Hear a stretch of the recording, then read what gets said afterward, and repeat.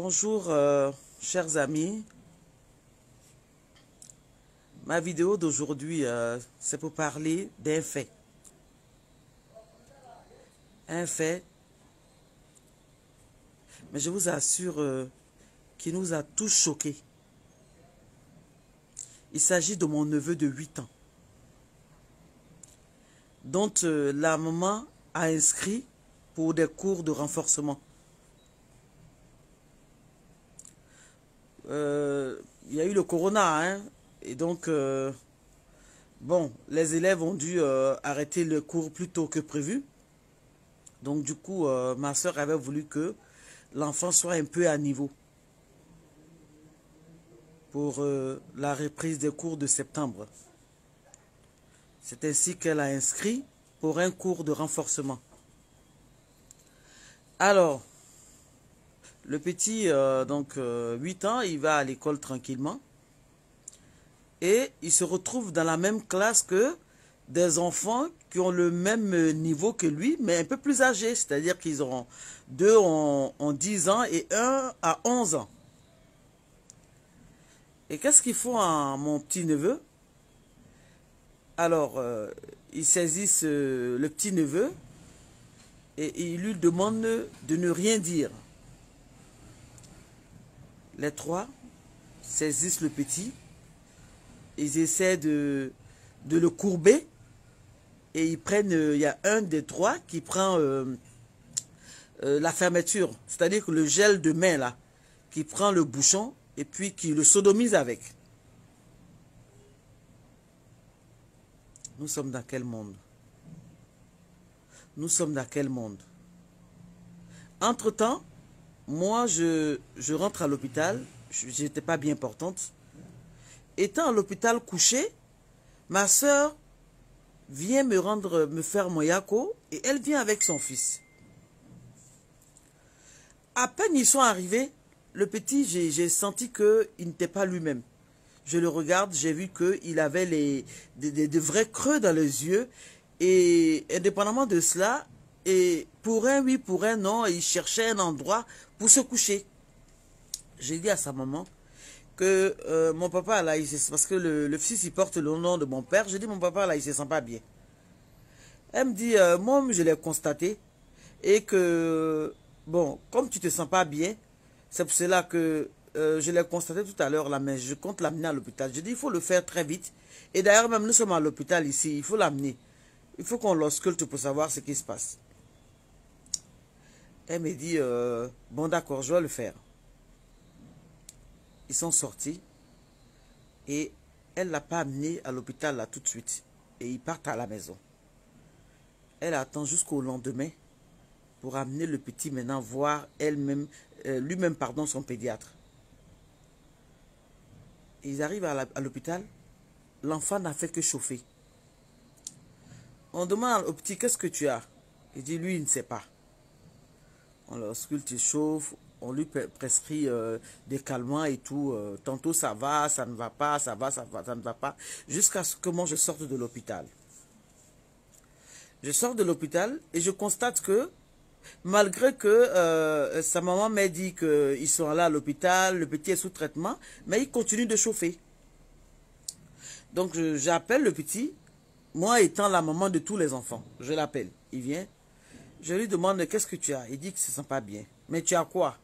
Il dit non, que je ne me sens pas bien. Mais tu ne te sens pas bien, qu'est-ce que tu as? Tu as quoi? Le petit maintenant va me dire que, en fait, il a eu un peu peur aussi de la réaction de sa mère, mais aussi, il a eu très peur de la réaction de ses amis de classe. Lorsqu'il va au cours, ils sont 3 et plus âgés que lui. Et ils le forcent un peu et ils prennent la fermeture du gel douche, le gel hydroalcoolique. Ils prennent le bouchon là et ils le sodomisent avec. Tu dis quoi? Le petit me répète. Ils t'ont fait ça combien de fois? Il me dit 5 fois. Et il m'a cité les différents jours auxquels ils lui ont fait. Mais je tremblais de tous mes membres. Parce qu'une grande personne, même quand on est constipé, imaginez-vous un peu. Comment c'est difficile. Comment c'est difficile pour nous. Imaginez-vous un peu. Un enfant de 8 ans. Mais en une fraction de seconde, mais qui ne ressemblait même plus à cet enfant potelé, cet enfant que... Non, mais c'est pas possible. C'est pas possible. Automatiquement, j'ai demandé à ma soeur d'aller à l'école en savoir davantage. Et de surtout repartir chez le médecin pour savoir ce qui se passe. Parce que l'enfant a dit ce qu'il a subi. Mais toi, tu repars à l'hôpital, tu dis au médecin, il faut l'ausculter. Il faut aussi regarder son côté anal pour savoir ce qui se passe réellement. Elle amène l'enfant à l'hôpital à nouveau. Et la nuit sointe. Ça sointe. C'est vilain à regarder. Ils ont sérieusement blessé l'enfant. Ils ont blessé l'enfant. Il faut aller chercher un certificat médical automatiquement. Elle allait chercher le certificat médical qui a coûté 50 000 francs. Elle va à la gendarmerie.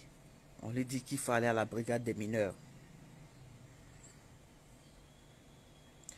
Je dis merci à ces policiers là de passage. Mais vraiment, qui ont fait leur travail. Ils ont vraiment pris cette histoire-là à cœur. Ils ont fait ce qu'il fallait faire.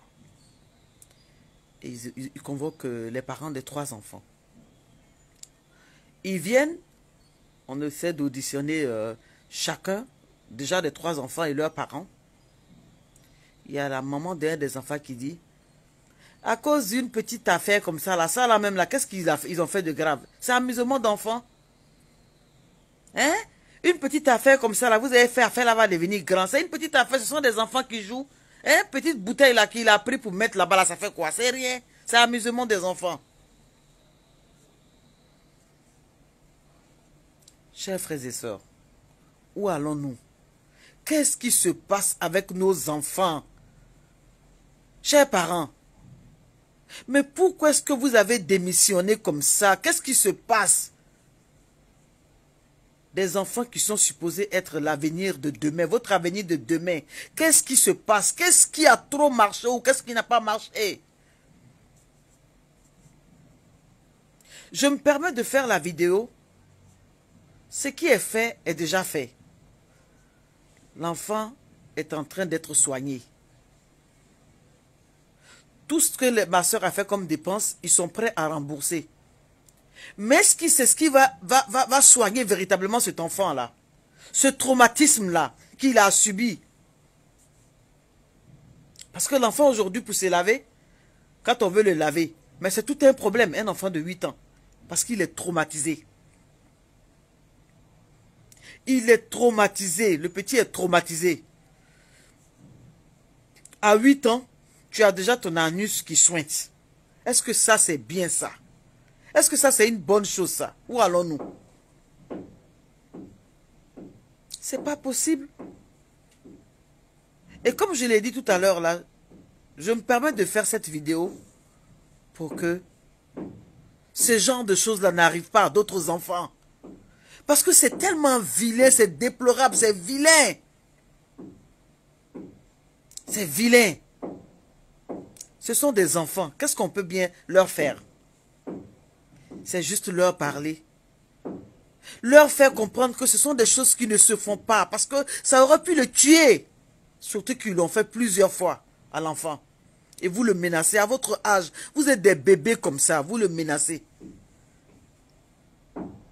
Et du coup, lui, il arrive à la maison. Il a peur. Il ne sait pas à quel sein se vouer. Il ne sait pas à qui parler. Il ne sait pas quoi faire. Il ne dit rien. Il préfère supporter la douleur. Et quand j'entends le petit me dire, quand on lui a fait cela, le premier jour, deuxième jour, troisième jour, il dit, quand maman me dit, allons, je vais te déposer à l'école. J'ai dit, maman, je ne veux pas partir à l'école aujourd'hui. Et elle qui lui dit, il faut arrêter la paresse. Allons, je vais te déposer. Elle n'a même pas pensé à cela. Elle n'a pas pensé à cela. Elle ne pouvait jamais imaginer que le petit de 8 ans était en train de souffrir d'un tel calvaire. Pourquoi tant de méchanceté? Pourquoi tant de méchanceté? Pourquoi? Pourquoi? Nos enfants sont en train de devenir quoi sur cette terre-là? Qu'est-ce qui se passe?